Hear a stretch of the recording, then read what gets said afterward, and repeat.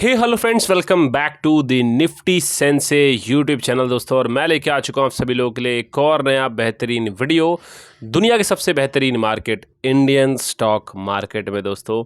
जी हाँ दोस्तों, स्वागत करता हूँ मैं निफ्टी सेंसे आप लोगों का एक और नए वीडियो में।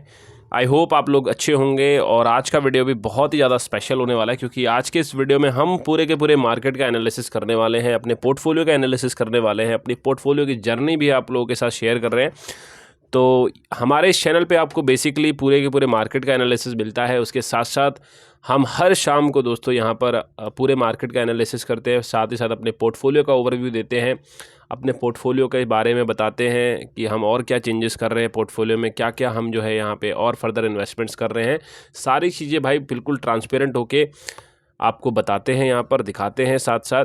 तो यहाँ पर सामने आप देख सकते हो अब जो टोटल लॉस है दोस्तों, यहाँ पर दिख रहा है आपको 15,000 का टोटल लॉस अब जो है हमारा है पोर्टफोलियो में, जिसमें भाई करंट जो है यहाँ पर हमने जो वैल्यू चल रही है हमारी 3,29,000 चल रही है। इन्वेस्टेड वैल्यू पहुँच चुकी है 3,44,000, मतलब कि 3.4 लाख का दोस्तों हमारा पोर्टफोलियो अभी तक बन चुका है इन्वेस्टेड में। उसके साथ साथ अगर आज का ओवरव्यू देखें पूरे मार्केट का, तो यहाँ पर एशियन पेंट्स 1% चल गया, हमारे पोर्टफोलियो में अच्छा स्टॉक है ये। उसके साथ साथ भाई कोलगेट पामोलिव 1.42% चला। उसके बाद यूनियन बैंक ऑफ इंडिया 2.35% सबसे ज़्यादा यही चला है हमारे पोर्टफोलियो में आज। बजाज ऑटो 0.8% आज चला। HCL 0.9% चला। टाटा मोटर्स पैसेंजर व्हीकल 0.61% चला। आनंदराज 0.54%। TCS 0.31%। इरकॉन भी सेम। JMM ऑटो कुछ नहीं चला दोस्तों, फ्लैट रहा लगभग। BSC लगभग फ्लैट। BSC के बाद बजाज हाउसिंग फाइनेंस लगभग फ्लैट। कोचन शिपयार्ड 0.3% जो है यहाँ पर गिरा। टाटा मोटर्स कमर्शियल व्हीकल भी दोस्तों आज 0.34% गिर गया। इन्फोसिस 1.26% गिर गया। सबसे ज़्यादा आज इन्फोसिस गिरा हमारे पोर्टफोलियो में।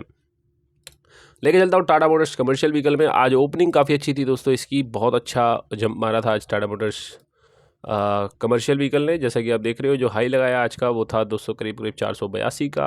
अच्छे खासे 1.5% जो है प्रॉफिट में गए थे हम। लेकिन उसके बाद दोस्तों मार्केट में आ गई गिरावट और गिरा ये स्टॉक फिर। और लास्ट कैंडल देखो दोस्तों, तो अगर बाइंग कैंडल आई है लास्ट वाली, तो काफ़ी अच्छी बाइंग कैंडल बनी लास्ट में। और यहाँ पर देख ही सकते हो काफ़ी अच्छा एक हाई लगाया, उसके बाद फिर नीचे बहुत ही ज़्यादा सेलिंग आई। तो ओवरऑल अगर आप देखें तो गिरावट जो है वो जारी रह रही है मार्केट में। बहुत ही ज़्यादा भाई मार्केट हमारा जो है अनस्टेबल हो चुका है, कंसोलिडेशन फेस में जा चुका है। और जो अब ये मार्केट जो है समझने वाली चीज़ रहेगी। आज टोटल रिटर्न देखें तो सिर्फ और सिर्फ 1,000 रुपये का ही रिटर्न आज जो हमें मिल पाया अपने पोर्टफोलियो में। कोई ज़्यादा अच्छे रिटर्न्स नहीं आए हैं। बाकी आपको लेके चलता हूँ दोस्तों ओवरऑल मार्केट व्यू में। तो यहाँ पर आप देख सकते हो ओवरऑल तो मार्केट भाई पॉजिटिव ही रहा, लेकिन कुछ खास भाई तेज़ी नहीं आई स्टॉक्स में। ग्लोबल एनालिसिस की तरफ चले तो कल जैसे 7,500 रुपये गिरावट आई थी और आज सिर्फ 1,000 की रिकवरी आई। तो सीधा कहने का मतलब यही है कि मार्केट अभी अनस्टेबल है और पूरी यहाँ पे पूरे चांसेस हैं कि मार्केट अभी और गिरेगा इंडियन स्टॉक मार्केट, क्योंकि पूरे चांसेस हैं, क्योंकि यहाँ पे ट्रंप के वजह से दोस्तों बहुत ज़्यादा अनस्टेबल है सारे मार्केट्स। जैसे कि आप देख रहे हो डाउ भी जो है 0.54% गिर गया है। और जापान मार्केट भी यहाँ पर 1% गिर गया है। 1% यहाँ पर हैंग सेंग भी गिरा हुआ है चाइना का। तो गिरावट जारी है, गिरावट बहुत ही ज़्यादा है दोस्तों। और ये US से भी दोस्तों 5.4% बहुत ज़्यादा गिरावट है भाई। सिर्फ और सिर्फ यहाँ पर जो तेज़ी है वो यूरोपियन मार्केट्स में देखने को मिलती है, उसके साथ साथ आपको कोरियन मार्केट में देखने को मिलती है। तो ये है मार्केट का पूरा सिनेरियो दोस्तों, जो ओवरऑल है तो गिरावट के भरे हुए हैं भाई। और अभी जो है हम होल्डिंग्स में देखें तो 15 स्टॉक्स की होल्डिंग है हमारे में अभी। और देखने वाली बात ये होगी कि हम अब फर्दर किस में जो है इन्वेस्टमेंट्स बढ़ाने वाले हैं। उससे पहले दोस्तों मैं आपको बताऊं कि आज हमने करा क्या। आज हमारे पास देखो अमाउंट, जैसा कि आप देख रहे हो बैलेंस हमारे पास 1400 कुछ बचे थे। अब जो है सिर्फ 893 रुपये बचे हैं, क्योंकि ऑर्डर्स में जाएँ तो ऑर्डर्स में हमने आज की बाय करा वो था JBM ऑटो का एक शेयर, जो कि करा हमने 570 के लेवल पे बाय। अब जो है इसका एवरेज प्राइस रह गया है दोस्तों 580। 18 शेयर्स के साथ JBM ऑटो हम होल्ड कर रहे हैं।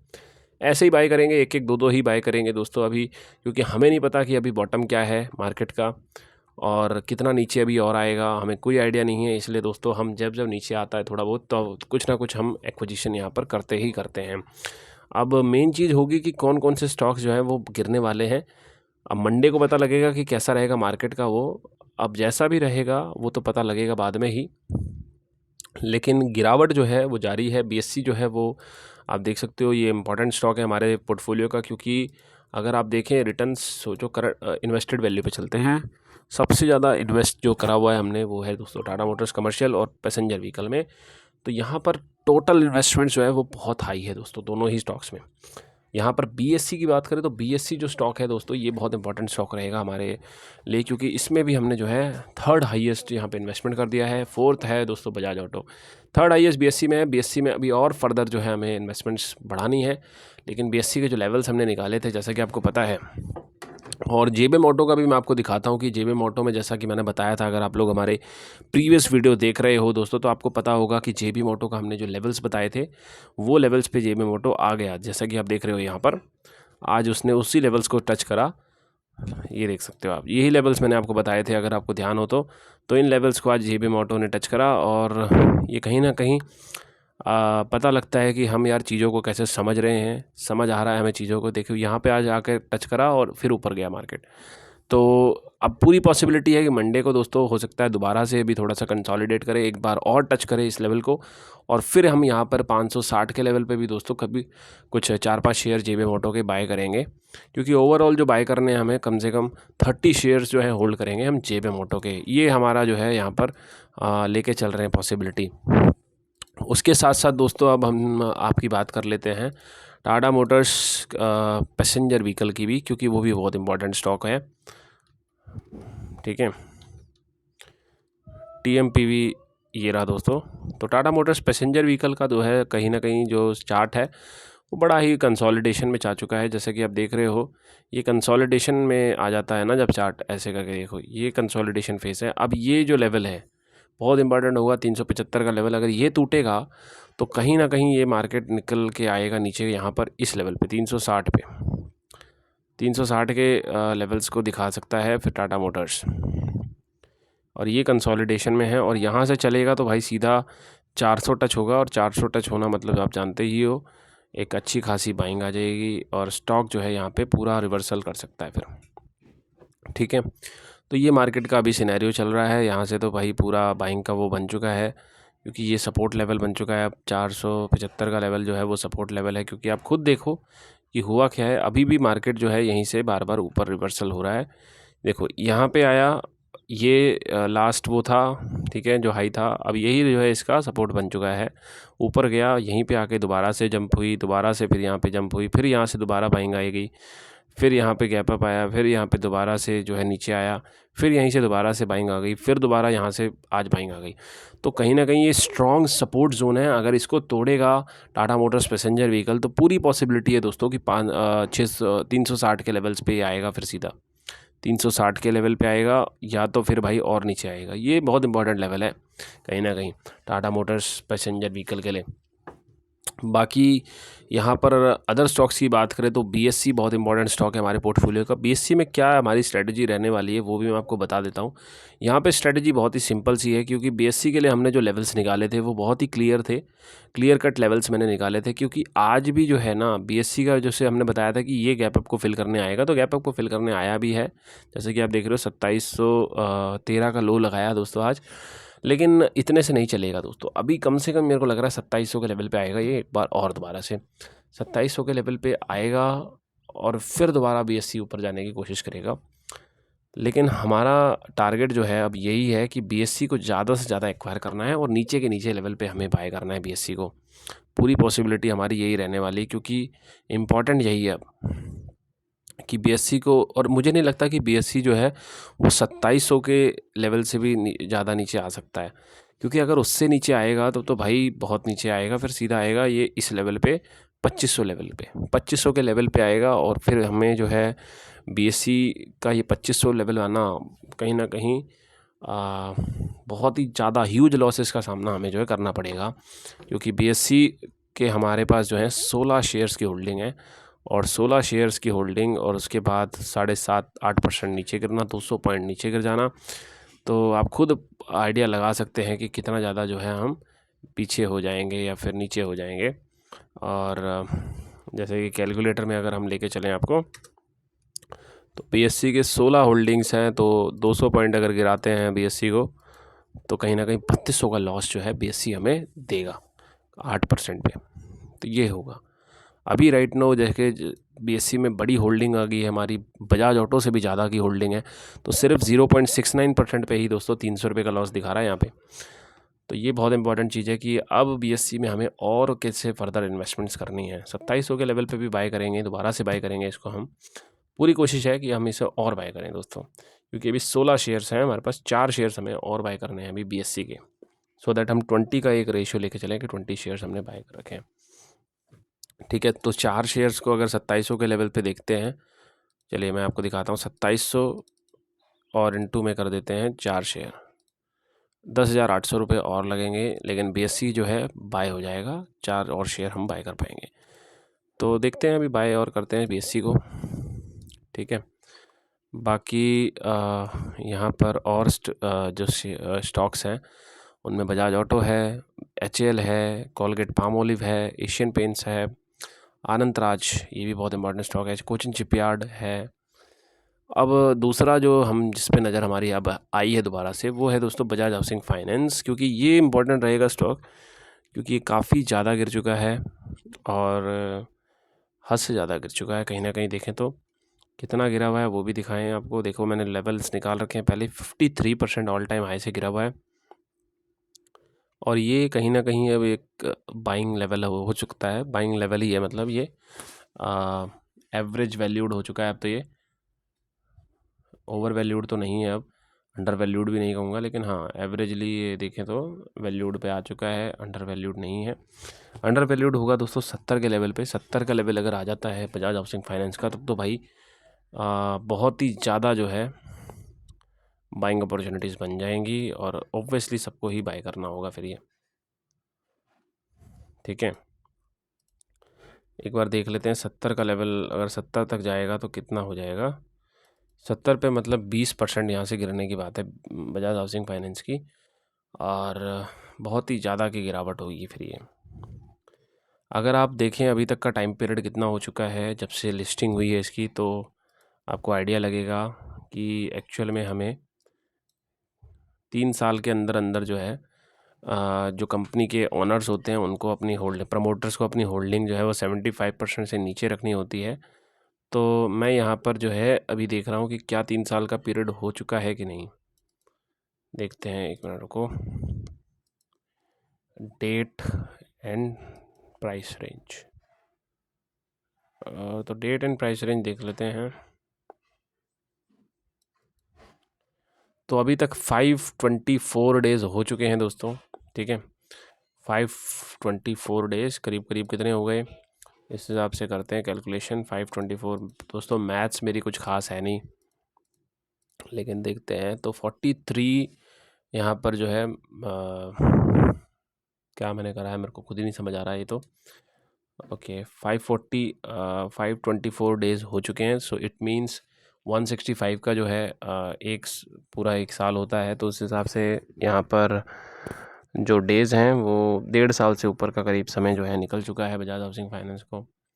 सितंबर 2024 में लिस्ट हुआ था, अभी जो है सितंबर 2025 हो गया, सितंबर 2026 आएगा, तो करीब ये 2 साल इसको हो जाएंगे फिर दोस्तों। 1.5 साल अभी करीब हो चुका है, लगभग 1.5 साल होने वाला है मतलब। तो इतने टाइम में दोस्तों ये सिर्फ़ और सिर्फ गिरा है, और अभी पूरी पॉसिबिलिटी है कि और गिरेगा दोस्तों, क्योंकि कहीं ना कहीं आप जानते हैं कि होल्डिंग्स जो है वो अभी और कम करनी पड़ेगी प्रमोटर्स को, क्योंकि 75 से नीचे करनी होती है, ये तो आपको पता होना चाहिए। क्योंकि होल्डिंग्स अगर आप देखें बजाज हाउसिंग फाइनेंस की, ठीक है, तो बजाज हाउसिंग फाइनेंस, तो होल्डिंग्स देखते हैं प्रमोटर्स की। तो प्रमोटर्स की होल्डिंग जो है इन्वेस्टर्स पे आते हैं, और ये है प्रमोटर्स की होल्डिंग 86.70 दोस्तों, ये है प्रमोटर्स की होल्डिंग राइट नाउ। तो प्रमोटर्स की होल्डिंग जो है वो बहुत ही ज़्यादा है, अभी भी 10% जो है कहीं ना कहीं अभी मार्केट प्रमोटर्स को बेचना पड़ेगा। तो वो धीरे धीरे ही बेचेंगे, और लेट्स सी अभी और कितना बेचेंगे दोस्तों। मेन चीज़ यही होगी कि अभी कितना और बेचना बाकी है, क्योंकि 2% बेचा था तो स्टॉक जो है करीब 10% तक गिर गया था। तो अभी देखते हैं कि क्या रहता है बजाज हाउसिंग फाइनेंस का। तो पब्लिक इसे बाय कर रही है दोस्तों, पब्लिक भी बाय कर रही है, DIIs भी बाय कर रहे हैं, FIIs इसे सेल कर चुके हैं। लेकिन पब्लिक में जो है यहाँ पर कुछ शो नहीं हो रहा है, ज़्यादा कुछ डिटेल्स हमारे पास है नहीं स्टॉक से रिलेटेड। तो यहाँ पर अभी जो है 73,000 करोड़ का मार्केट कैप पहुँच चुका है बजाज हाउसिंग फाइनेंस का। अब जैसे ही दोस्तों ये मार्केट कैप आएगा 50,000 पे, वैसे ही यहाँ पे बाइंग अपॉर्चुनिटीज़ बन जाती हैं बजाज हाउसिंग फाइनेंस की। तो हम पूरी कोशिश करने वाले हैं कि इसको हम बाय करेंगे। इसको ऑब्वियसली हमें बाय करना पड़ेगा, क्योंकि पी अभी जो है 29 का है। जैसे ही 20 तक आता है या 20 से नीचे आता है तो हम इसमें और बाइंग करेंगे। अभी 120 शेयर्स हम होल्ड कर रहे हैं इसके।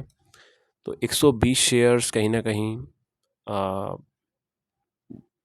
हैं, अच्छे खासे शेयर्स हैं, और अभी हम करीब 11.5% लॉस में चल रहे हैं दोस्तों बजाज हाउसिंग फाइनेंस में। हमने इसको बाय करा हुआ है, एवरेज प्राइस देखें तो 100 का प्राइस है, और अभी जो है प्राइस 88 चल रहा है। तो 11% अभी हम लॉस में चल रहे हैं। अभी हमें कोशिश ये करनी होगी कि इसमें और हम कैसे फर्दर इन्वेस्टमेंट्स बढ़ा सकते हैं अपनी। अब यही चांस हमें देखना पड़ेगा।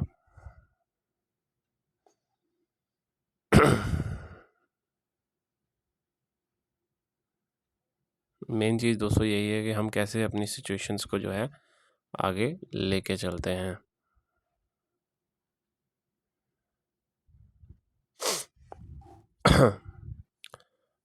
चीज़ें बड़ी ही क्रिटिकल चल रही हैं दोस्तों यहाँ पर, कि अब कैसे हम जो है आगे और करते हैं।